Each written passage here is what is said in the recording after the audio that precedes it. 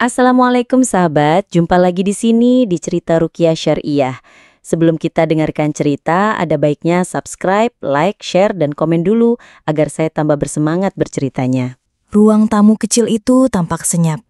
Hanya suara jam dinding yang berdetak perlahan dan hembusan angin dari jendela yang dibiarkan sedikit terbuka. Di sudut ruangan, Bu Winda duduk termenung di atas kursi rotan tua.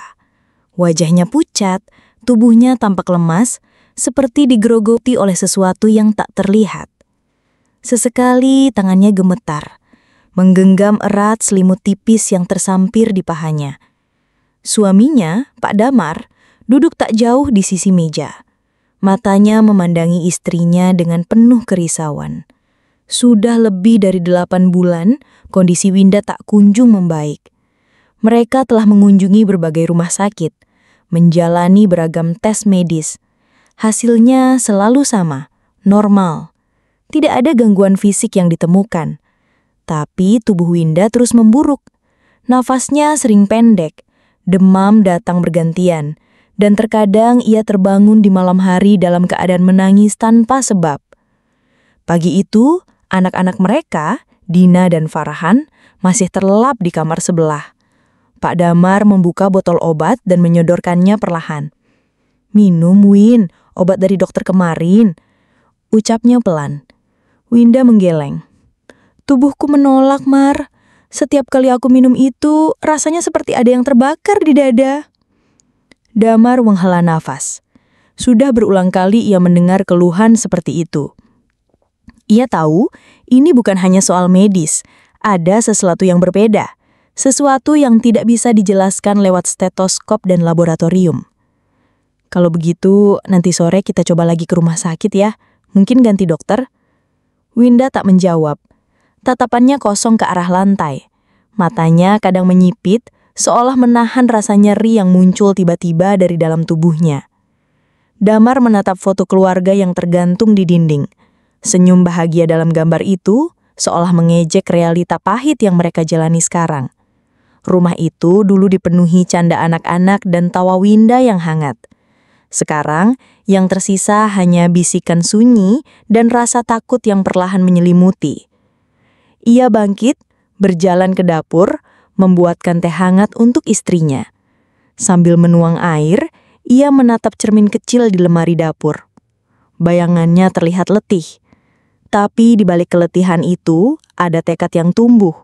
Ia akan menemukan cara untuk menyelamatkan Winda bagaimanapun caranya.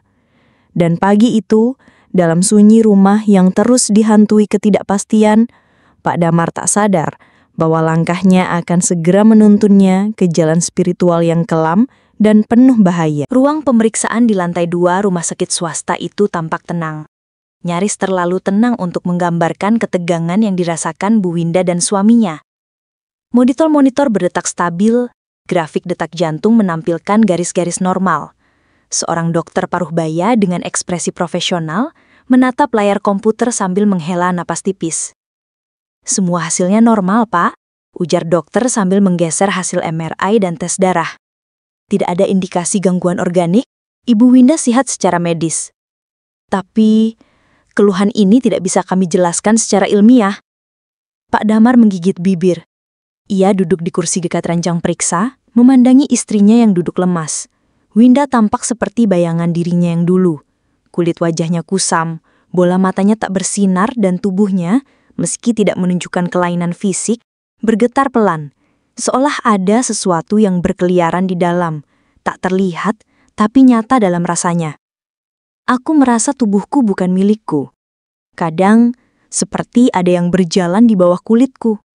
Di malam hari, rasanya aku tidak tidur, tapi berada di tempat lain." Dokter itu mencondongkan tubuhnya. "Ibu, apakah pernah mengalami trauma? Atau tekanan batin yang berat?" Winda menggeleng. Damar tahu, istrinya tidak mengalami gangguan mental. Tidak ada riwayat depresi. Tidak ada kondisi yang berkaitan dengan psikologis. Tapi sekarang, bahkan ruang medis pun tak mampu memberikan jawaban. "Kalau begitu, saya sarankan konsultasi ke psikiater. Bisa jadi ini bentuk psikosomatis." Pak Damar menggigit bibir. Ia duduk di kursi dekat ranjang periksa, memandangi istrinya yang duduk lemas. Winda tampak seperti bayangan dirinya yang dulu. Kulit wajahnya kusam, bola matanya tak bersinar dan tubuhnya, meski tidak menunjukkan kelainan fisik, bergetar pelan. Seolah ada sesuatu yang berkeliaran di dalam, tak terlihat, tapi nyata dalam rasanya. Aku merasa tubuhku bukan milikku. Kadang, seperti ada yang berjalan di bawah kulitku. Di malam hari, rasanya aku tidak tidur, tapi berada di tempat lain. Dokter itu mencondongkan tubuhnya. Ibu, apakah pernah mengalami trauma atau tekanan batin yang berat? Winda menggeleng. Damar tahu, istrinya tidak mengalami gangguan mental. Tidak ada riwayat depresi, tidak ada kondisi yang berkaitan dengan psikologis. Tapi sekarang, bahkan ruang medis pun tak mampu memberikan jawaban. Kalau begitu, saya sarankan konsultasi ke psikiater. Bisa jadi ini bentuk psikosomatis. Damar mengangguk pelan, bukan karena yakin, tapi karena tak tahu harus menjawab apa lagi. Mereka sudah mencoba pengobatan herbal, terapi fisik, bahkan meditasi. Tapi, rasa sakit Winda semakin memburuk. Ia mulai kehilangan nafsu makan. Nafasnya kadang memburu tanpa alasan. Tubuhnya seperti ditarik oleh sesuatu dari dalam. Sesuatu yang tak terlihat, tapi seolah hidup. Di perjalanan pulang, di dalam mobil yang hening, Damar terus menatap kaca spion. Ia melihat wajah Winda di kursi belakang. Diam, mata memandang keluar jendela, tak berkedip. Cahaya senja menyorot wajahnya, menciptakan bayangan tipis yang tampak bukan miliknya. Tubuhnya bersih di mata medis, tapi jiwanya sedang dikotori oleh sesuatu yang jauh lebih kelam. Dan meski para dokter telah menyerah, malam yang akan datang tidak akan mengampuni. Rasa sakit itu bukan sekedar keluhan. Itu adalah panggilan dari sesuatu yang ingin menguasai. Malam itu, langit di atas Tangerang seperti menyimpan sesuatu. Tak ada bintang, tak ada angin. Hanya keheningan yang terlalu sempurna. Di kamar mereka, Bu Winda tertidur dengan lampu redup menyala. Pak Damar duduk di sofa kecil. Matanya belum tertutup, meski jam menunjukkan pukul 1:30. Ia mendengar napas istrinya.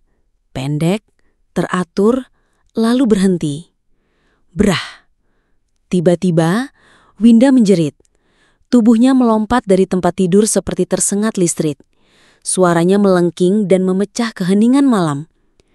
Damar terpaku sejenak sebelum akhirnya berlari ke ranjang. Winda, teriaknya, mengguncangkan bahu istrinya yang gemetar. Mata Winda terbuka lebar, tapi tidak menatap apapun. Ia memandang langit-langit kamar, seolah ada sesuatu di sana, melayang, mengancam. Napasnya memburu, bibirnya menggumam sesuatu yang tak dipahami. Apa itu? Bisiknya. Ada tangan di bawah tempat tidur. Mereka menarikku, membawaku ke tempat gelap. Aku tidak bisa bangun. Damar meraih tubuh istrinya, mencoba menenangkannya, tapi kulitnya dingin, matanya masih kosong. Lalu, dari bawah tempat tidur, terdengar bunyi kecil, seperti kuku yang menggores lantai kayu. Damar menoleh menatap bagian bawah ranjang yang gelap. Tidak ada apa-apa, tapi aroma lembab dan anyir mulai memenuhi ruangan. Bau seperti kain basah yang disimpan terlalu lama. Winda memejamkan mata, tubuhnya kini menggigil hebat. Ada suara di kepalaku, katanya pelan. Ia bicara, ia tahu namaku, ia tahu rasa sakitku. Lampu kamar tiba-tiba berkedip. 1 kilatan, 2, lalu mati. Gelap menyelimuti seisi kamar. Damar menggapai senter di meja samping, menghidupkannya dan menyorot ke sekeliling. Di dinding, ada bayangan bergerak pelan. Bukan bayangan tubuh mereka, tapi sesuatu lain tak memiliki bentuk yang jelas. Bayangan itu seakan mengelilingi ranjang, lalu menghilang begitu senter diarahkan langsung padanya. Winda terisak. Tangannya mencengkram lengan suaminya. Aku tak tahu bagaimana melarikan diri. Mereka bilang tubuhku bersih, tapi mereka melihat luka yang tidak bisa kalian lihat." Damar tak menjawab. Ia tahu, apapun yang membangunkan istrinya malam itu bukan sekedar mimpi buruk. Itu adalah panggilan pertama. Malam telah membuka gerbangnya, dan Winda baru saja melewati ambang yang tidak seharusnya disentuh manusia. Lorong rumah itu sunyi. Lampu-lampu dinding redup menyala, menyisakan cahaya kekuningan yang tak mampu mengusir bayangan. Bu Winda berdiri terpaku di ujung lorong. Napasnya berat. Ia baru saja keluar dari kamar mandi, tapi langkahnya terhenti. Di ujung lorong, tepat di depan kamar kerja yang sudah lama tidak dibuka, pintunya terbuka sedikit, padahal pintu itu selalu dikunci. Udara terasa berat, seolah lorong itu bukan sekadar ruang fisik, tapi sesuatu yang hidup dan mengamati. Tubuh Winda gemetar, tapi ada dorongan aneh dalam dirinya. Rasa penasaran yang dibungkus ketakutan. Langkah pertamanya pelan. Lantai kayu berderit di bawah kaki telanjang. Semakin dekat ke pintu, semakin terdengar bunyi lirih. Seperti suara napas, pelan tapi putus-putus, seperti dari seseorang yang tengah menahan tangis. "Siapa di sana?" bisik Winda, suaranya hampir tak terdengar. Tak ada jawaban, tapi bayangan tiba-tiba melintas di balik celah pintu. Sesuatu yang terlalu tinggi untuk manusia dan terlalu kurus. Winda berhenti. Pintu kamar kerja kini terbuka penuh tanpa suara, dan ruangan di dalamnya gelap. Hanya ada meja tua, rak buku berdebu, dan kursi yang menghadap ke jendela tertutup rapat. Di kursi itu ada sesuatu. Siluet duduk membelakangi Winda. Rambutnya panjang dan kusut, tubuhnya tampak kaku seperti patung. Tapi lehernya perlahan bergerak, memutar ke arah Winda. Bunyi tulang retak terdengar jelas di lorong hening itu. Winda mundur selangkah. Tubuhnya terisak tanpa suara. Tapi sosok itu kini berdiri dan sesuatu di baliknya bergerak. Banyak tangan, bukan hanya dua. Bayangan-bayangan gelap yang melayang di belakang tubuh kurus itu seakan mencoba meraih lorong. Winda berbalik dan lari, tapi lorong terasa lebih panjang dari biasanya. Cahaya lampu redup mulai padam satu persatu, bunyi langkah di belakangnya mengikuti, cepat dan menyeret. Saat ia mencapai kamarnya, pintu tertutup dengan keras. Ia mengunci diri. Nafasnya tersengal. Damar terbangun, kebingungan melihat istrinya bersandar di pintu sambil menangis. "Ada yang menunggu di lorong," gumam Winda, matanya kosong. Dia tidak punya wajah, tapi dia tahu namaku, dan dia sudah masuk." Di balik pintu, suara bisikan terdengar. Tidak keras, tapi cukup untuk membuat keduanya tidak tidur malam itu. Pagi itu, rumah mereka terasa berbeda. Udara dalam kamar terasa lebih dingin dari biasanya, dan sinar matahari enggan masuk lewat jendela yang tertutup tirai kusam. Bu Winda berdiri di depan cermin kamar mandi, memandang bayangannya sendiri. Matanya memerah dan ada rona kelelahan yang tak bisa disembunyikan. Namun bukan wajahnya yang menarik perhatian, tapi bayangan cermin itu sendiri. Saat ia memiringkan kepala, bayangan dalam cermin tidak mengikuti. Gerakannya terlambat atau justru tidak sama. Winda melangkah mundur, jantungnya berdetak lebih cepat. Ia menatap lebih saksama dan mulai menyadari bahwa bayangan di dalam cermin tampak tersenyum. "Damar?" panggilnya pelan, namun tak ada jawaban dari luar. Cermin itu memudar sejenak, lalu muncul kembali. Di belakang bayangan Winda, dalam pantulan cermin, tampak lorong rumah, gelap, dengan sesuatu yang bergerak cepat melintasinya. Tapi saat ia menoleh ke belakang, lorong itu terang dan kosong, tak ada siapapun.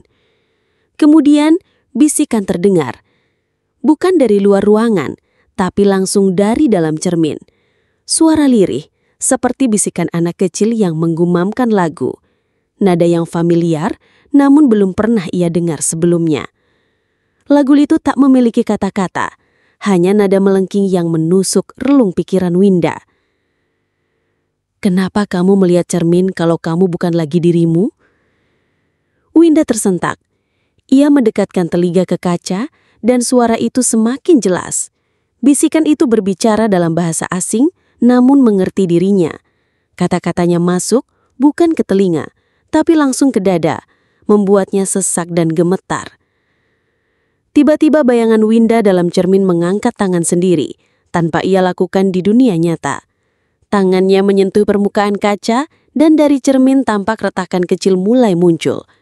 Retakan itu menjalar perlahan, membentuk garis-garis seperti urat yang mengalir dari telapak tangan ke seluruh permukaan.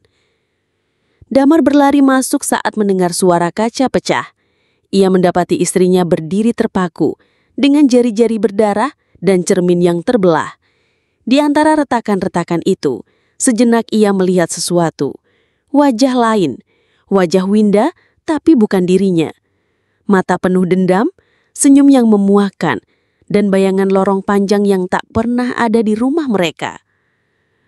Aku tak tahu siapa aku saat melihat ke sana. Dia bukan aku, tapi dia tahu semua tentangku. Damar memeluk istrinya, tapi matanya sendiri tertuju ke cermin. Di antara sisa pantulan itu, ia melihat kata-kata samar tergoras di dalam kaca. Pintu sudah terbuka, kini giliranmu. Siang sudah berganti senja, dan rumah itu kembali tenggelam dalam keheningan yang tak wajar.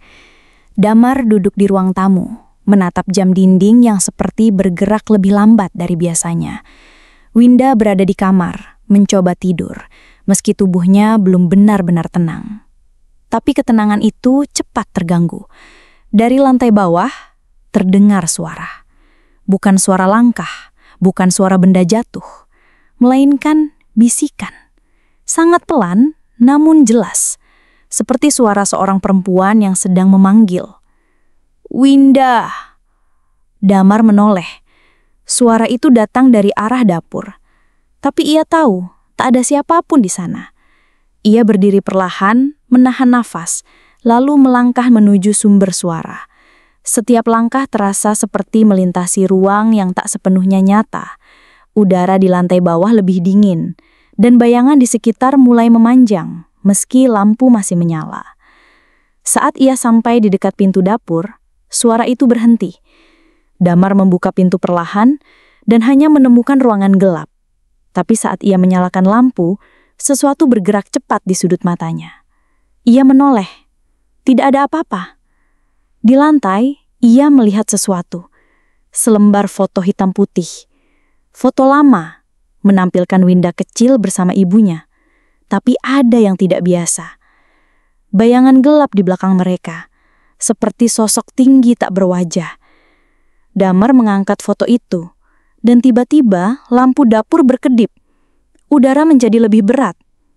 Damar! Bisikan lain terdengar. Kali ini dari ruang bawah tangga. Suara itu lebih dalam, dan seperti mengenal dirinya. Ia berjalan ke arah suara, dan melihat pintu kecil yang biasa mereka gunakan untuk menyimpan barang-barang lama, terbuka setengah. Tak seharusnya terbuka. Ia mendekat, dan menyentuh gagang pintu. Dingin seperti es. Saat pintu terbuka penuh, ruangan itu gelap. Namun ada suara langkah kecil, seperti seseorang sedang berjalan pelan di dalamnya. Damar mengarahkan senter ke dalam. Tak terlihat apapun, tapi suara-suara itu semakin jelas.